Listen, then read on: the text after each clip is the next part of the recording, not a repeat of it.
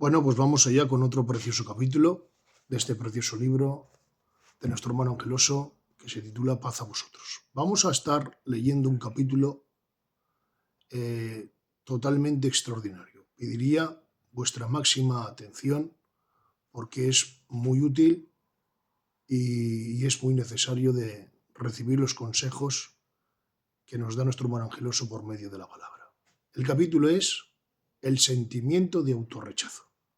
Estar atentos, acompañarme en esta lectura.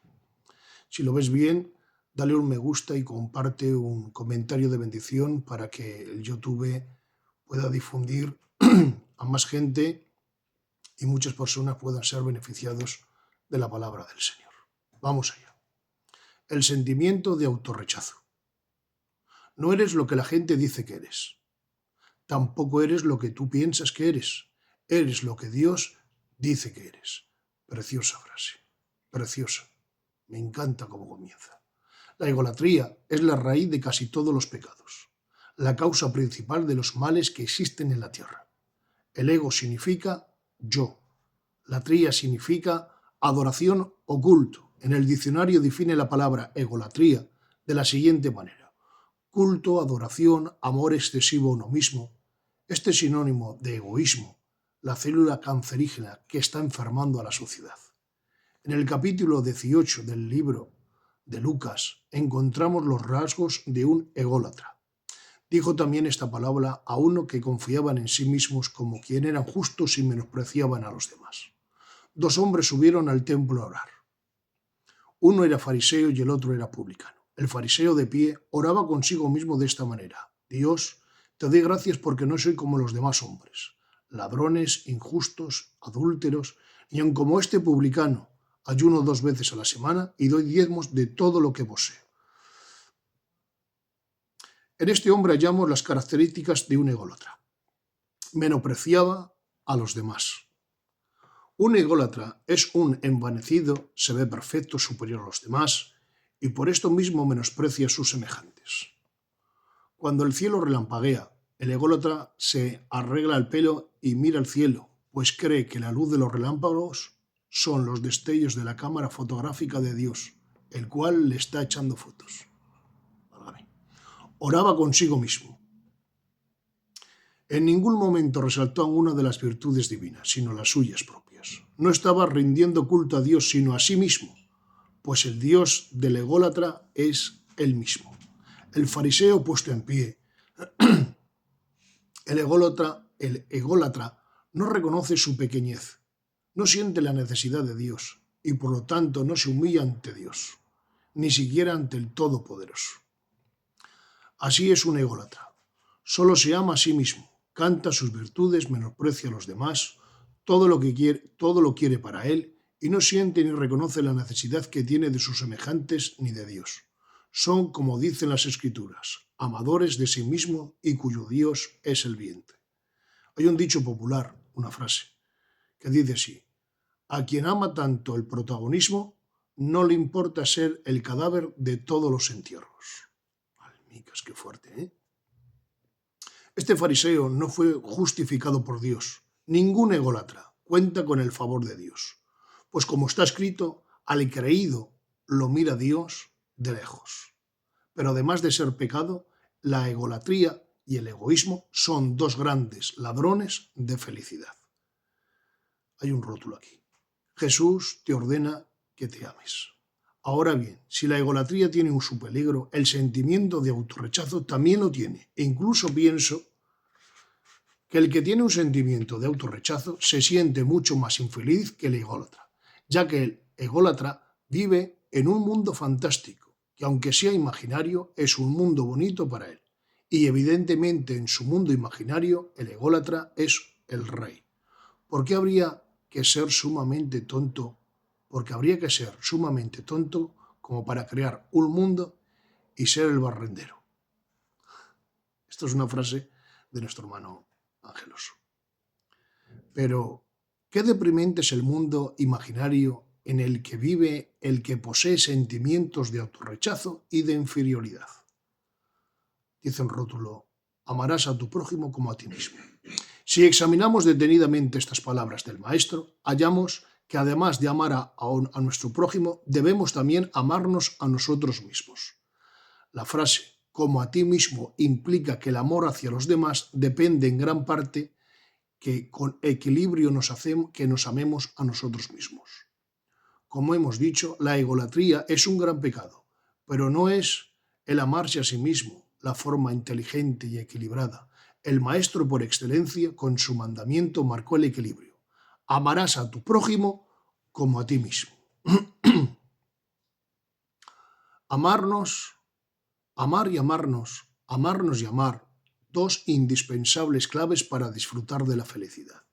Amarse a sí mismo, además de no ser pecado, es un mandamiento de Cristo. Dicho de otra forma, Dios ordena que te ames, que te respetes, que te tengas en estima, que te quieras, que te aceptes a ti mismo. Qué importante es esto, ¿eh? Hay gente que no se respeta ni se quiere él mismo. Estima, que quieras, que te aceptes a ti mismo. El que no es capaz de amarse y respetarse a sí mismo, ¿cómo será capaz de amar y respetar a los demás? El autorrechazo es un sentimiento muy común en el hombre y la mujer de hoy. Hay personas que con un sentimiento de autorrechazo tan alto que llega incluso a aborrecerse a sí mismo. En algunas ocasiones he oído decir, me odio, nada hago bien, soy un inútil, y otras frases semejantes al autorrechazo. E incluso el hipócrita encierra un sentimiento de autorrechazo, pues si se enmascara y presenta una imagen o una personalidad distinta a la suya, no es porque en el fondo no esté satisfecho de ser como es. El hipócrita se avergüenza de sí mismo y por eso oculta tras una falsa personalidad o careta. Ahora bien, esencialmente son tres las causas, el origen del autorrechazo y el complejo de inferioridad. Primero, las comparaciones. Segundo, una desequilibrada evaluación personal. Y tercero, los mensajes externos de autorrechazo. Vamos a poner atención a estas tres reflexiones que va a compartir nuestro hermano Angeloso por medio de este libro. Las comparaciones. Dice una frase nuestro hermano Angeloso. Compararse con otros es una estupidez, pues lo que otros sean o no tengan no alteran ni lo que soy ni lo que tengo. Todos tenemos la manía de compararnos con los demás para evaluarnos a nosotros mismos. Falta costumbre. No es nada inteligente al compararse con los demás. Los sentimientos que provocan en otros el compararnos con los demás son simplemente negativos. Algunos de esos sentimientos que suelen despertar las comparanzas en aquellos que carecen de humildad son el envanecimiento o complejo de inferioridad. Dependiendo con quién nos comparemos, o se eleva nuestra autoestima o el grado demasiado alto o lo arroja por los suelos. Por ejemplo, si un universitario compara sus conocimientos con los de un inculto, es posible que esto provoque en él un sentimiento de superioridad. De lo contrario, si se compara con un experimentado filósofo o científico, esto puede provocar en él un sentimiento de inferioridad. Y del sentimiento de inferioridad, el autorrechazo, solo hay un paso. Las comparaciones son odiosas. Sancho dijo, hidalgo Don Quijote a su escudero, creo que no estaba tan loco como aquel loco. Fundar mi grandeza, mi dignidad o mi valor personal en lo que otros son o tienen es una muestra de falta de inteligencia. Cierto es. Compararse a otro es una olímpica estupidez. Bien definido. Ya que los otros sean, tengan o carezcan, no alteran en ningún modo lo que yo soy o tengo. Yo peso unos 75 kilos y los que otros pesen no alteran mi peso. El mero hecho de que haya hombres más gruesos que yo no me hace a mí más delgado. El hecho de que haya otros que sean más delgados que yo no me hace a mí más grueso. Que otros sean más ricos que yo no me hace más pobre. Que otros sean más pobres que yo no me hace más rico. Que otros predicadores sean más torpes que yo no me convierte aún en un mejor predicador. Tampoco me rebaja como predicador el hecho de que haya otros más cualificados que yo.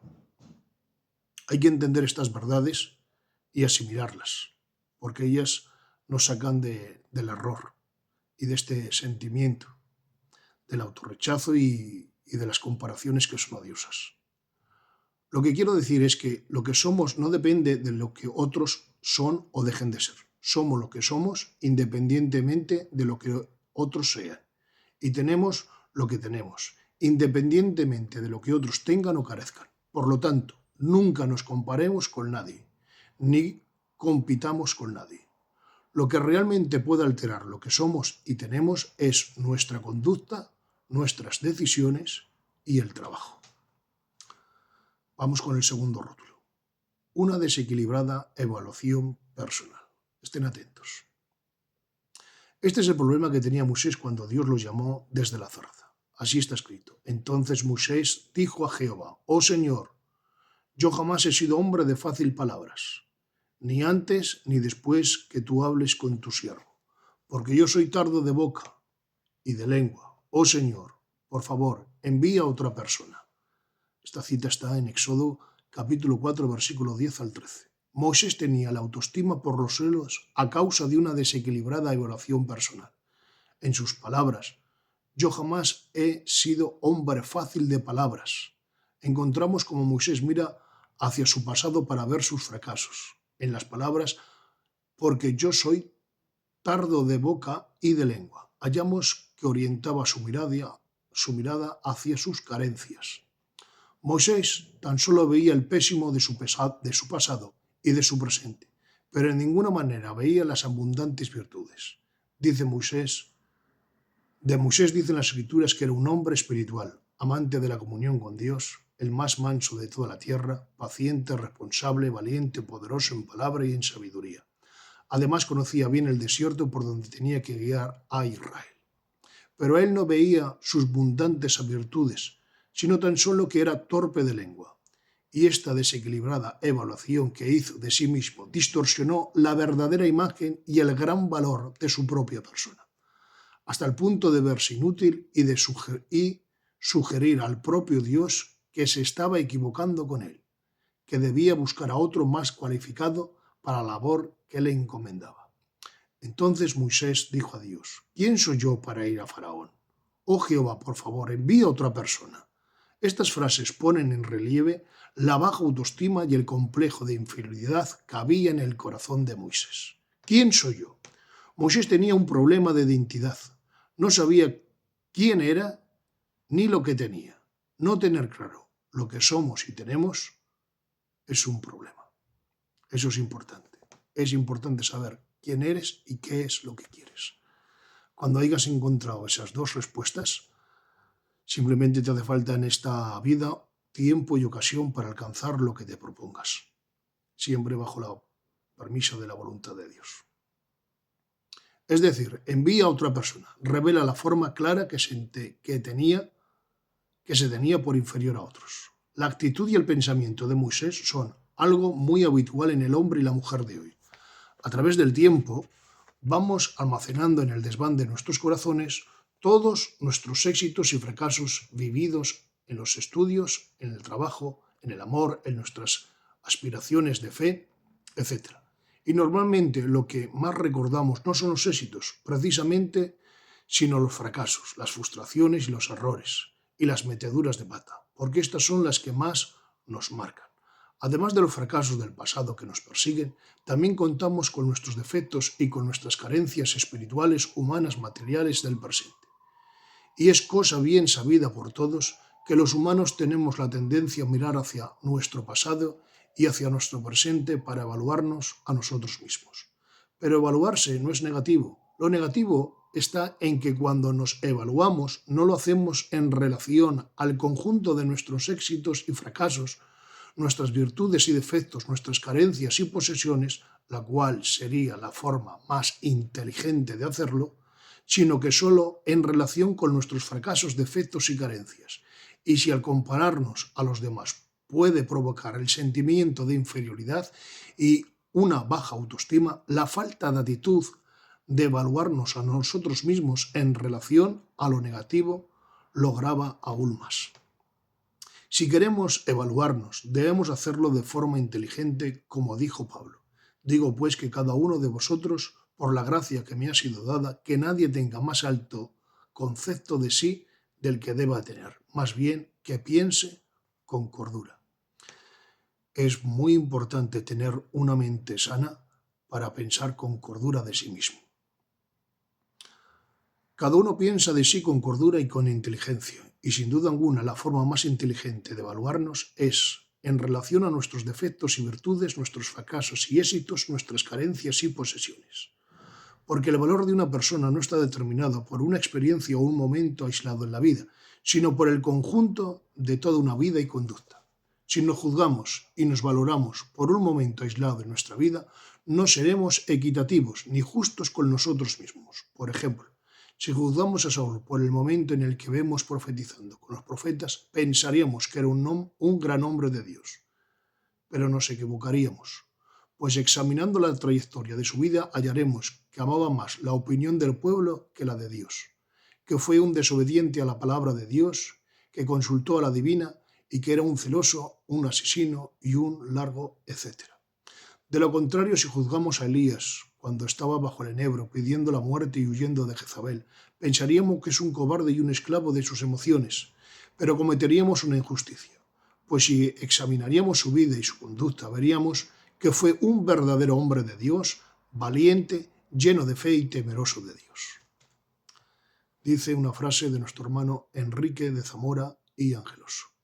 Si un cobarde deja de ser cobarde por tener un momento de valentía, ni el valiente deja de ser valiente por tener el momento de cobardía.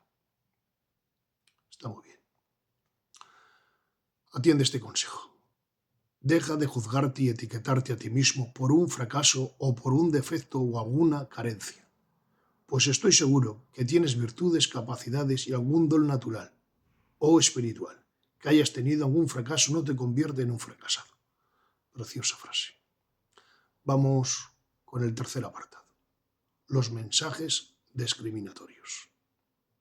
Elcana tenía dos esposas, una se llamaba Ana y la otra Penina. Penina tenía hijos, pero Ana no los tenía.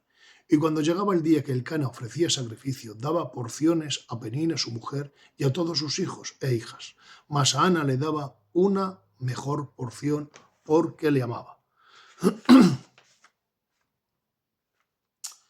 Pero su rival la irritaba continuamente para humillarla porque Jehová había cerrado su matriz. Así hacía cada año cuando subían a la casa de Jehová. Ella la irritaba, por lo cual Ana lloraba y no comía. Ana oró a Jehová con amargura de alma y lloró mucho, e hizo un voto diciendo: Oh Jehová de los ejércitos, si te dignaras en mirar la aflicción de tu sierva, te acordaras de mí y no te olvidaras de tu sierva, sino que le das un varón, un hijo varón, entonces yo lo dedicaré a Jehová por todos los días de su vida. Esa cita está en 1 Samuel capítulo 1, versículo 1 al 9. Si examinamos detenidamente esta escritura, nos daremos cuenta que la amargura de Ana no estaba basada esencialmente en su esterilidad, pues ella cada año acudía al templo con su esposo para adorar a Dios, rendir culto o agradecer. Esto me hace pensar que esta mujer había aceptado su esterilidad.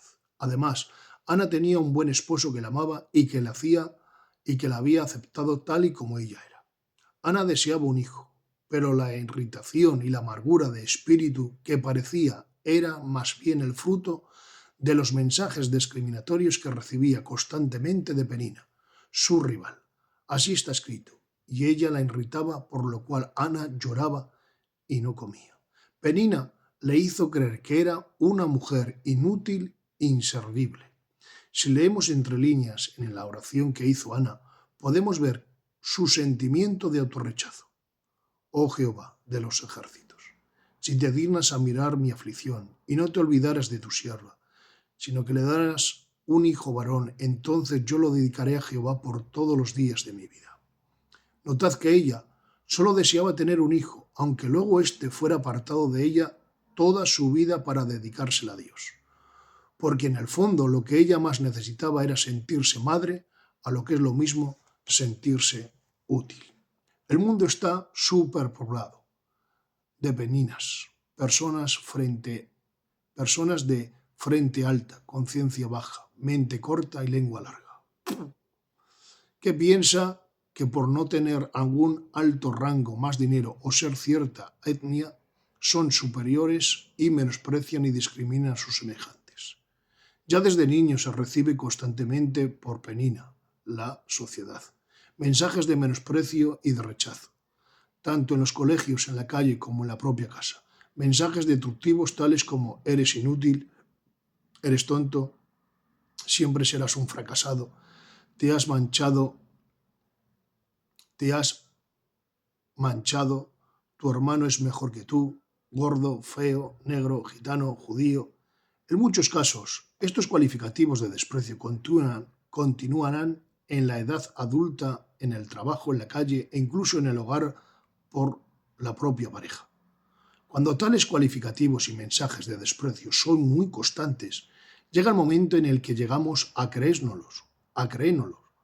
Es entonces cuando aparece el sentimiento de autorrechazo, disminuye la autoestima y nos vemos incompetentes, inútiles, sin fe en nosotros mismos, inseguros, incapaces de integrarnos en la sociedad. Algunos llegan incluso a aparecer fobia social.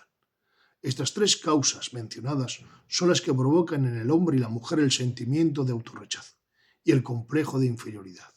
Os la recuerdo, el compararnos a los demás, una evaluación desequilibrada de los que somos y tenemos y los mensajes discriminatorios. Dice un rótulo. ¿Quién eres realmente? Ahora bien, quiero que leas detenidamente la siguiente frase y la hagas tuya. Tú no eres lo que la gente dice que eres, tampoco eres lo que tú crees que eres, sino eres lo que Dios dice que eres. Preciosa frase. Me ha gustado desde el principio. Las frases que te vayan haciendo bien, te invito a que las anotes y las repases día a día para que también las hagas tuyas y te apropies de esas bendiciones. Dios ha creado las constelaciones, el sol, las estrellas, los mares, las flores, las montañas, los monstruos marinos, las aves, las bestias del campo. Maravillas que embelesan a los más sabios y emocionantes y a los más humildes. Pero Dios esmeró en la formación del ser humano. Tú eres un ser especial en el universo, una mezcla de espíritu y de carne. En ti se mezcla lo material y lo espiritual. Los animales poseen cuerpo, por lo tanto pueden disfrutar de todas las bendiciones que puedan aportar un cuerpo material, comer, engendrar hijos, pero carecen del soplo divino y por lo tanto carecen de la eternidad y de personalidad. Al otro extremo están los ángeles, los cuales salvo en alguna manifestación en la que, a mi entender, parece que con cuerpos celestiales carecen de cuerpo físico, pues son espíritus. ¿Acaso no son todos espíritus servidores?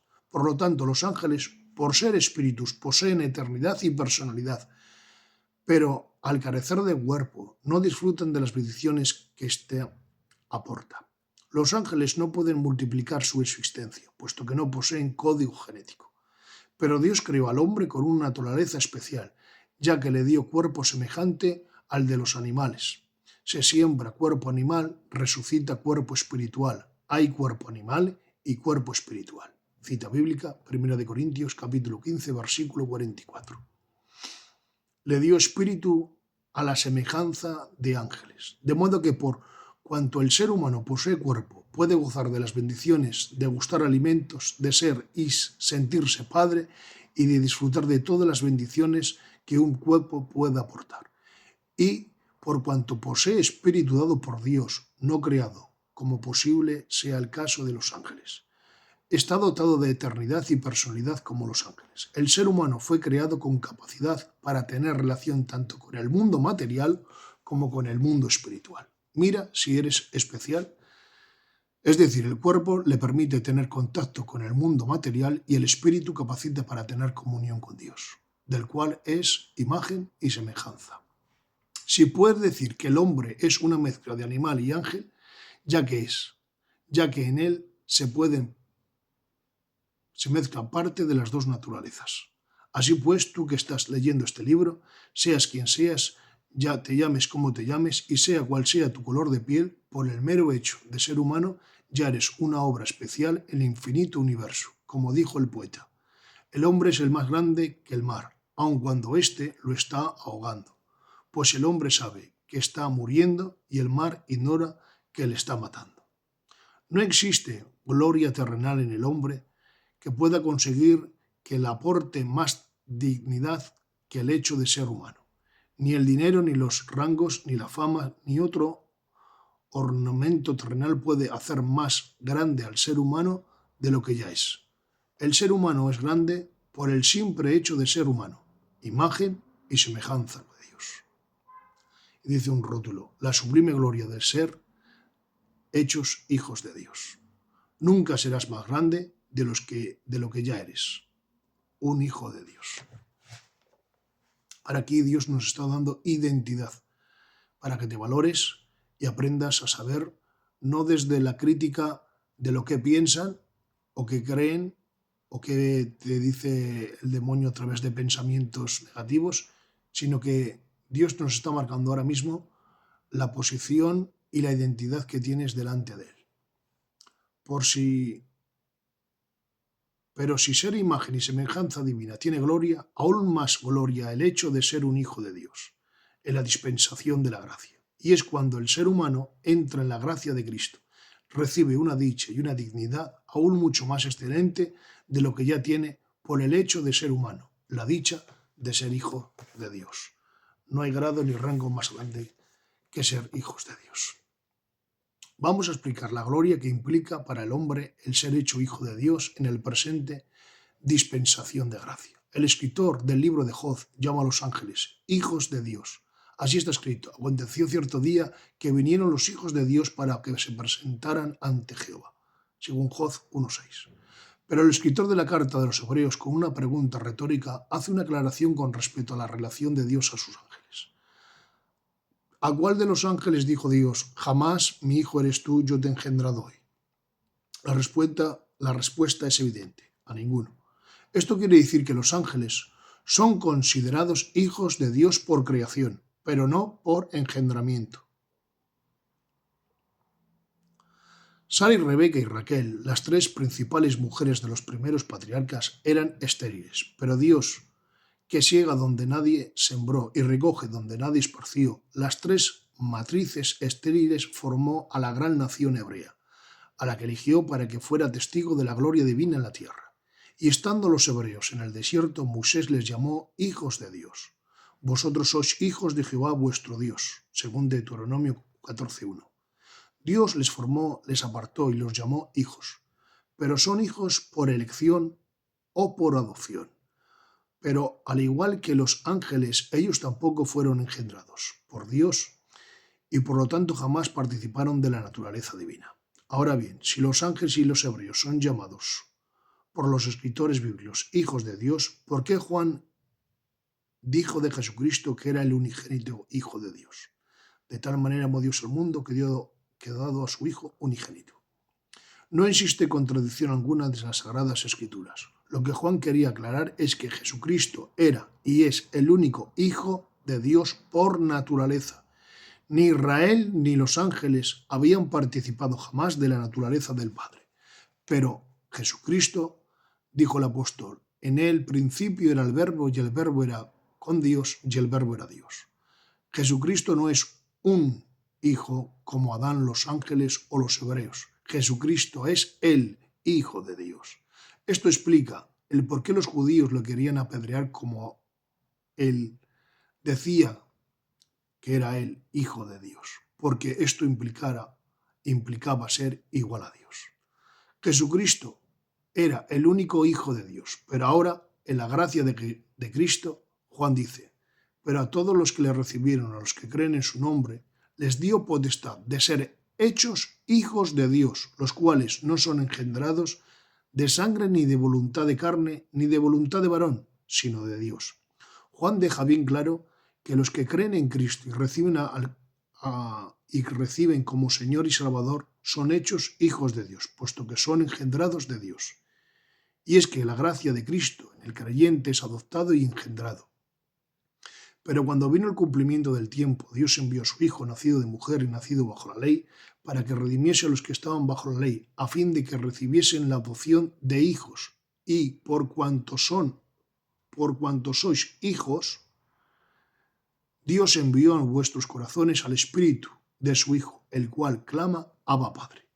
Así que ya no eres esclavo, sino hijo, y si hijo, también heredero de Dios por medio de Cristo. Como vemos en estas palabras del apóstol Pablo, dirigidas a los Gálatas, Cristo se encargó de la adopción, pues con su muerte pagó el precio de nuestra redención y cambió nuestra posición de esclavos por la posición legal de hijos adoptados.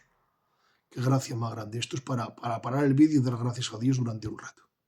Pero Dios no se conformó con tener hijos adoptados, sino que deseó disfrutar de hijos auténticos. Así que en la dispensación de la gracia el creyente recibe una gloria sin precedentes, la gracia de ser engendrados por Dios por medio de su palabra y de su espíritu. Por la palabra. Él, de su voluntad, nos hizo nacer por la palabra de verdad. Habéis nacido de nuevo, no de simiente corruptible, sino de corruptible, por medio de la palabra de Dios que vive y permanece. Estoy dando citas bíblicas. La palabra es la simiente de Dios por la cual hemos recibido el nuevo nacimiento. De la misma naturaleza divina surgió la palabra, la cual, cuando entró en nuestros corazones, engendró su vida en nuestra vida. Y lógicamente, toda simiente tiene en su haber el germen o naturaleza de la misma fuente de donde brota. Por lo tanto, la simiente santa, su palabra, tiene en sí misma naturaleza del Padre de donde salió. Y si de la semilla de una rosa solo puede nacer otra rosa, y de la semilla de un ruiseñor solo puede nacer un ruiseñor, de la semilla de Dios santo solo puede nacer una naturaleza santa.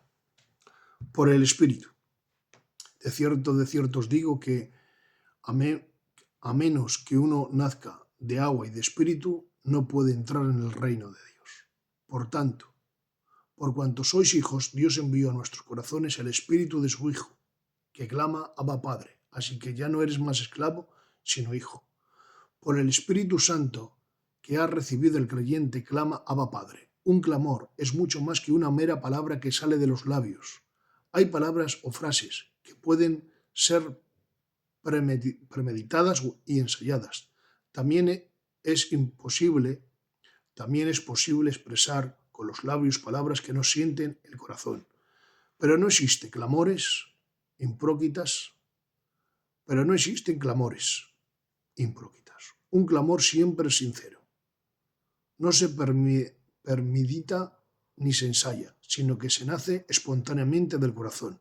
Cuando alguien recibe por sorpresa una mala noticia, espontáneamente se le desgarra de sus entrañas un grito o un lamento. Esto es un clamor.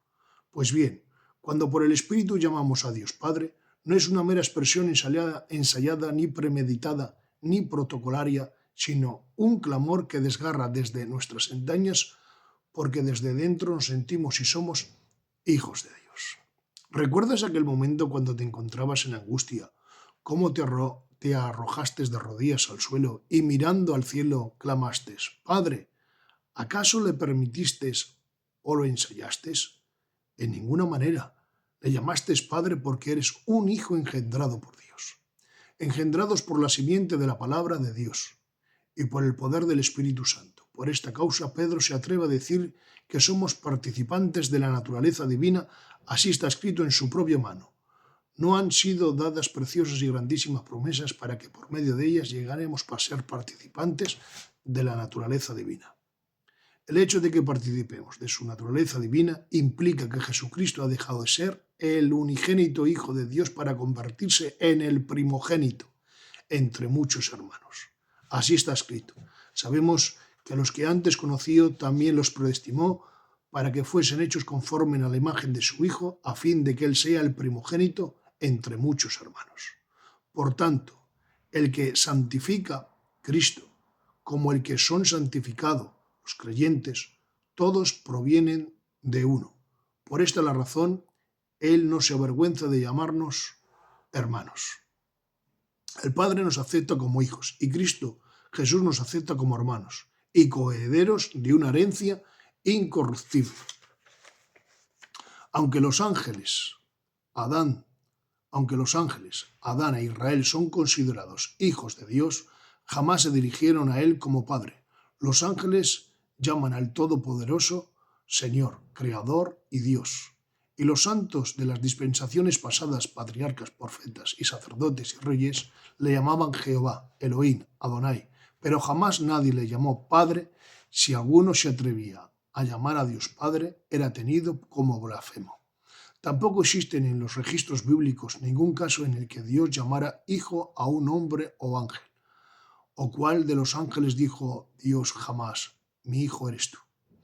El vínculo de los ángeles y de los hombres tenían con Dios era el creador y criatura, el señor y siervo, el Dios y adorador, o el rey y el súdito. Solamente Jesús pudo llamar a Dios Padre. Padre, si es posible, pasa de mí esta copa. Y solo Dios pudo llamar Jesús Hijo. Este es mi Hijo amado, no Moisés ni Elías, los cuales estaban al lado de Cristo en ese momento. Pero ahora, en la gracia, los cristianos gozamos de un nuevo vínculo con Dios que jamás nadie antes disfrutó, el de padre a hijos. Jesús dijo, cuando os acerquéis a Dios, orad así, Padre nuestro. Mas no solo podemos llamar a Dios Padre, sino que Dios mismo nos llama hijos, como profetizó Oseas por el Espíritu Santo.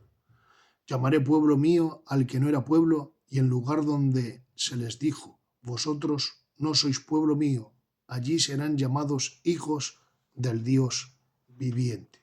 Somos hijos de Dios y hermanos de Cristo. La única pequeña gran diferencia es que Cristo era y es Dios participando de la naturaleza humana, a excepción de pecado.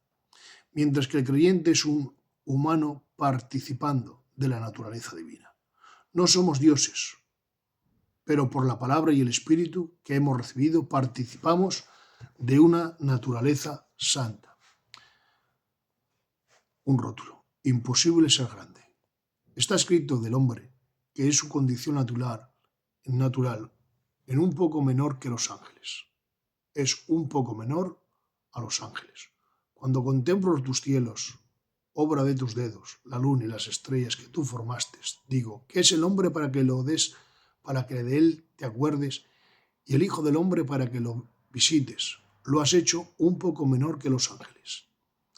Pero el salmista se está refiriendo al hombre natural, no al hombre que está en Cristo, del hombre regenerado por el Espíritu y la palabra. Dice el apóstol Santiago, Él, de su voluntad, nos hizo nacer por la palabra de verdad para que seamos primicias de sus criaturas. La Biblia textual dice, nos engendró por la palabra de verdad. El creyente ha sido engendrado por Dios por medio de su palabra y de su Espíritu Santo, y esto lo convierte en primicias de toda la criatura. Es decir, la gracia de Cristo lo eleva a una dignidad y a un rango sin precedentes. Amamos y respetamos a los ángeles, pero la Iglesia ha recibido mayor dignidad que ellos al recibir el privilegio de participar de la naturaleza divina. Los ángeles lo saben y no se sienten ofendidos por ello, más bien sirven a la Señora elegida. ¿Acaso no son todos espíritus servidores enviados para ministrar a favor de los que han de heredar la salvación? Según Hebreos 1:14. Pedro escribió, los profetas indagaron sobre los sufrimientos de Cristo y las glorias que vendrían tras ellos, pero les fue revelado que no para sí mismos, sino para vosotros. Administraban las cosas que ahora os han sido anunciadas por lo que han sido predicado el Evangelio por el Espíritu Santo enviado del cielo, cosas que hasta los ángeles anhelan contemplar. Primera de Pedro 1:14. Los hombres del antiguo pacto desearon las glorias de la gracia, los ángeles anhelan mirarlas, pero solo la Iglesia las disfrutamos.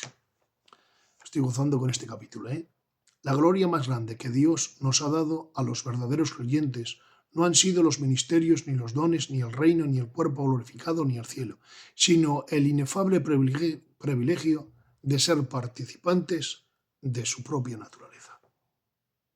Sabiendo esto, Juan tomó la pluma y escribió, mirad cuán grande amor nos ha dado el Padre para que seamos llamados hijos de Dios. Juan era el gran apóstol y un destacado teólogo, pero nada de esto se gloria, sino de ser un hijo de Dios. Y es que ser hijo de Dios es la gloria y la dignidad más grande que el hombre pueda jamás recibir. Podremos cubrirnos de oro, convertirnos en grandes líderes, pastores, maestros, apóstoles. Podemos alcanzar un gran prestigio entre los hombres, conseguir premios, reconocimientos por nuestros logros, conquistar reinos y convertirnos en reyes, pero nunca llegaremos a ser más grandes de lo que ya somos, hijos de Dios.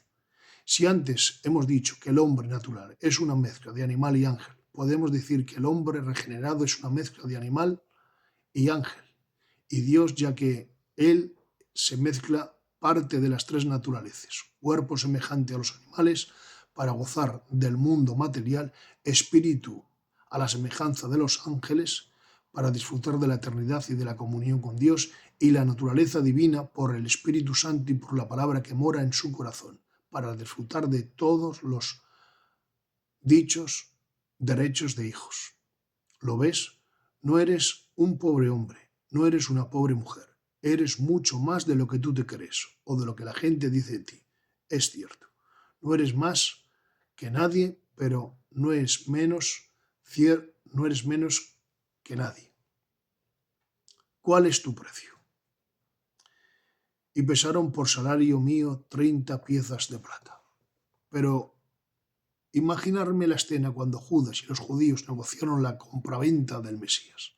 Judas se acerca a los principales sacerdotes y le pregunta: ¿qué me daréis por dar a Jesús si yo os le entregase? Los sacerdotes le respondieron con otra pregunta: ¿cuánto quieres tú por él? En este momento comenzaron a tasar a Jesús para ponerle un precio. «Dadme 50 monedas de plata», replicó Judas. Los sacerdotes soltaron una carcajada burlona diciendo: «¿50 monedas de plata por un loco? ¿No vale más 20 monedas?» Contestó Judas: «Es posible que sea un loco, pero el mundo se va tras él, y vuestras sinagogas se están quedando vacías. Este hombre vale al menos 40 monedas de plata».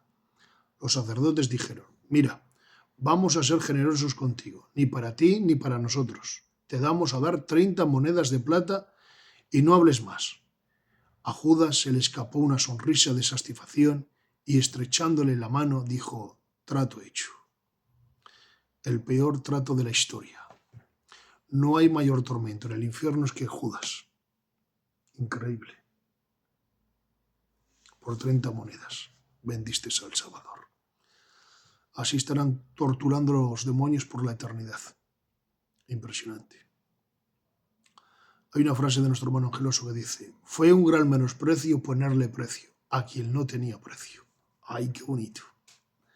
30 monedas de plata. Este fue el valor que tenía Jesús según la tasación que le hicieron aquellos hombres. Pero, ¿este era el verdadero precio de Jesucristo? En ninguna manera. Quienes le pusieron este precio fueron personas que no le conocían, que le envidiaban y que le aborrecían. Jesucristo vale mucho más de 30 monedas de plata. Si no, preguntarle al ciego Bartimeo, que gracias a Jesús recibió la vista. Preguntarle al paralítico de Betesda, que por el poder de la palabra de Jesús volvió a andar. Preguntarle a la mujer adúltera, que por Jesús fue librada de la lapidación. Preguntarle a la mujer encorvada, a la que Jesús le dio satisfacción de poder mirar de nuevo al cielo. Preguntarle a Jairo, el cual recuperó a su hija muerta tras devolverle Jesús la vida. Preguntarle al endemoniado gadareno y al muchacho lunático, que por el poder de Jesús fueron liberados de sus tormentos. Preguntarle a Barrabás, pues gracias a Jesús murió en su lugar, fue librado de la cruel cruz. Preguntarle al ladrón de la derecha, pues por las misericordias de Cristo fue llevado al paraíso. Preguntarle a la Iglesia, pues por él tiene vida eterna y paz en el corazón. Preguntarle al Dios Padre, el cual, gracias a Cristo, murió en nuestro lugar. Todas las demandas de su justicia inmutable han sido satisfechas y ahora tiene plena libertad para hacer lo que siempre deseó hacer: salvar y bendecir a los hombres. Es pues por esto que el Padre, con la cabeza bien alta, dijo desde los cielos en dos ocasiones: «Este es mi Hijo amado, en el cual está toda mi complacencia». Sin lugar a dudas, Judas hizo el mal negocio. Perdió dinero al vender a Jesús por tan solo 30 monedas de plata. El conocido poeta don Francisco Quevedo dijo con ironía que Judas fue un hombre muy generoso Y es que podemos acusar a Judas de ser un traidor, un hipócrita o un ingrato, pero en esta ocasión no le podemos acusar de ser materialista, ya que vender a Jesús, la joya que no tiene precio, por tan solo 30 monedas de plata es una prueba de la gran generosidad participante de prácticamente regalado. Entendido. Lo que ocurrió con Jesús sigue ocurriendo hoy. La sociedad nos suele examinar y poner precio. Y normalmente lo que más resalta en una persona no son sus virtudes, ni los talentos, ni los éxitos, o las buenas obras, sino los errores, los defectos, los fracasos, las carencias, los tropiezos. Los que predominan es el menosprecio y el rechazo. Probablemente para los envanecidos, para tus enemigos, para quienes te envidian y para quienes te conocen, tu valor no es mayor de 30 monedas de plata.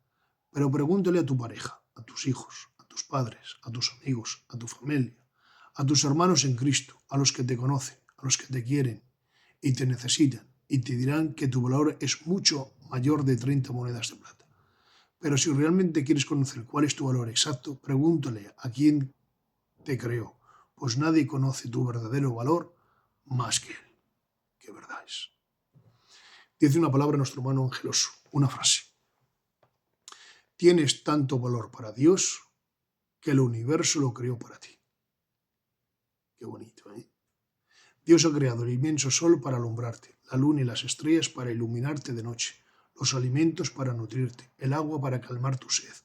Eres de tanto valor para Él que aun cuando te perdiste en el pecado, no te desamparó en manos del diablo para siempre, sino que entregó a su Hijo, su propio Hijo en la cruz, para justificarte, redimirte del pecado, para hoy poder estar junto a ti. Quizá para muchos tu precio no sea mayor de 30 monedas de plata, pero para Dios tu valor es muchísimo más alto. Habéis sido rescatados de vuestra manera de vivir, la cual heredasteis de vuestros padres, no con cosas corruptibles como oro o plata, sino con la preciosa sangre de Cristo, como de un cordero sin mancha y sin contaminación. Para Cristo tienes tanto valor que para comprarte pagó con la moneda de su propia sangre.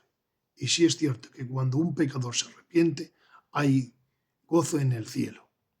Entonces, dice una frase nuestro hermano Angeloso, en el día que tú creciste y volviste a casa, Dios se emocionó. Bueno, este capítulo es un poquito extenso, pero ya falta menos, ¿eh? Estamos a 2 o 3 páginas. Independientemente de lo que opinen de ti, quienes te aborrecen, te envidian o te menosprecian, tú eres importante. Independientemente de lo que te susurre el maligno, Dios te ha recibido. Independientemente de lo que opine el engañoso corazón, tú eres una pieza necesaria en el plan de Dios. E independientemente de tus imperfecciones, de tus fracasos, de tus carencias o de tus errores, Dios te ama. Entérate, Dios te ama. Dice una frase nuestro hermano Angeloso. Si tú dejaras de existir, arrancarías lágrimas en aquellos que te aman. Estoy convencido de que solo por existir provocas consecuencias positivas en tu entorno y que por ser tan sencillo como eres ya estás sembrando un poco de felicidad en los corazones de quienes te rodean.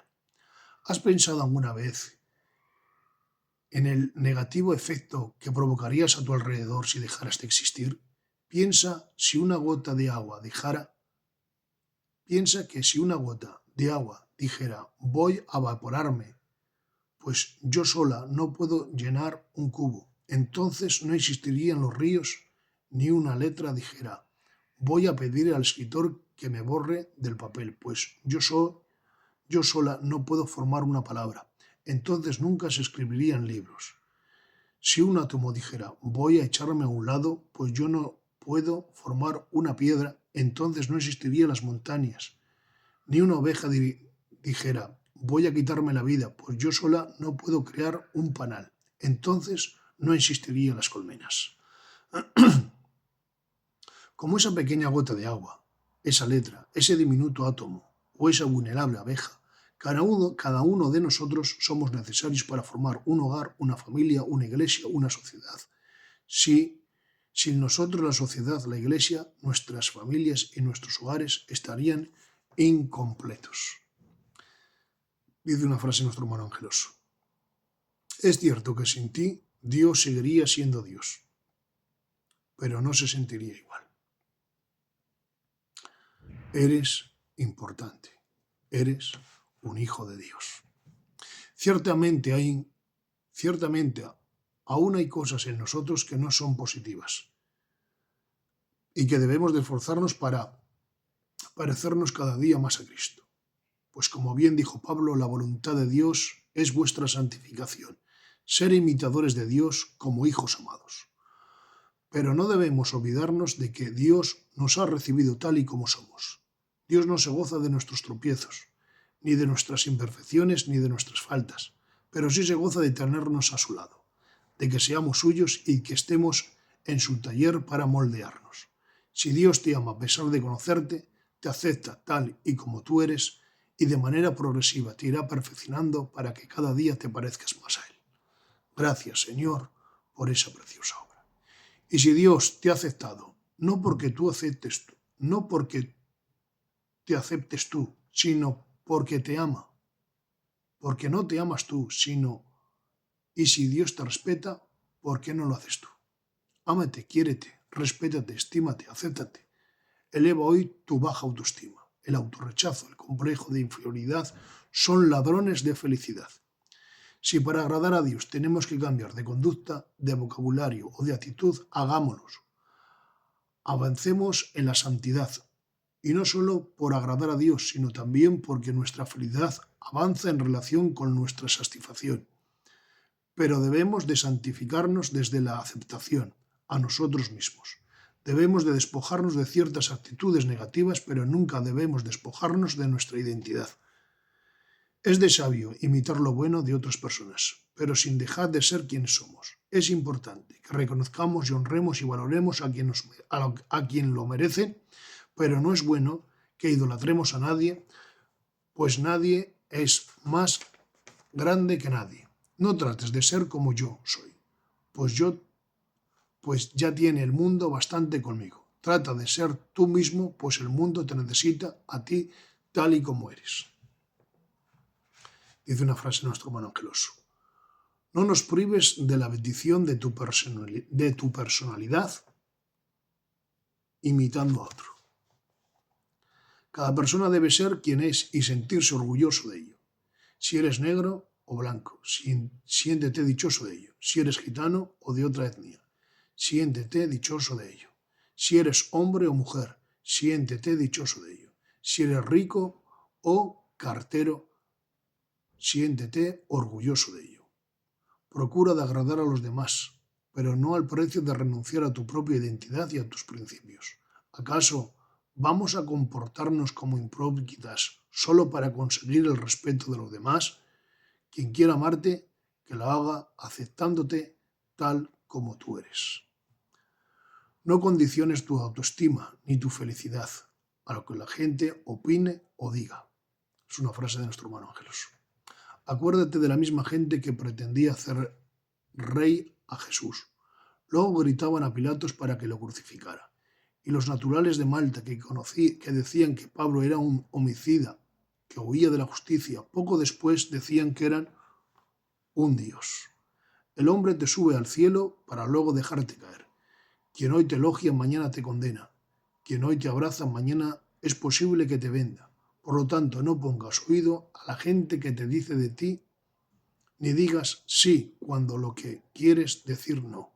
Sé tú mismo y no bases tu bienestar en las opiniones de los demás. Para ser feliz es necesario taparse los oídos. Una frase de un autor desconocido. Hagamos caso omiso a las opiniones de la gente y de nuestro propio corazón. Y pensemos de nosotros mismos con cordura sobre lo que somos y sobre lo que tenemos. Hay una frase de un autor desconocido. Arrodíllate solo ante Dios, pero levanta bien alta tu frente ante los hombres, pues todos somos iguales ante el Creador. Bueno, pues este precioso capítulo nos ha hecho muchísimo bien. A mí me ha encantado. Frases, párrafos, pasajes, textos donde Dios ha traído sanidad. Y simplemente resumo este capítulo. Las comparaciones son odiosas. No te compares a nadie. Eres único, irrepetible y lo mejor de todo que Dios te ama tal como tú eres. Una desequilibrada evaluación personal. Mira a ver el concepto que tienes de ti mismo. El apóstol Pablo nos invita a pensar de nosotros mismos con cordura. Ni te subas a los cielos ni te tires por los suelos. Eres quien eres. Y sobre todo cuando pienses de ti, piensa con equilibrio. Cuando te dirijas hacia tus familiares, no lo hagas con palabras de menosprecio, porque hay palabras que hieren. Vamos a ser positivos, vamos a ser fieles a las promesas y recibe la identidad que tenemos mucho precio. Hemos sido pagados con la sangre de Jesucristo. Así que no te menosprecies y ámate a ti mismo. Que Dios te amó de tal manera que dio a su Hijo para que todo aquel que en él crea no se pierda, mas tenga vida eterna. Este capítulo ha sido muy extenso, pero ha sido extremadamente extraordinario. Si te ha hecho bien, dale un me gusta y comparte con algún familiar. Que Dios os bendiga.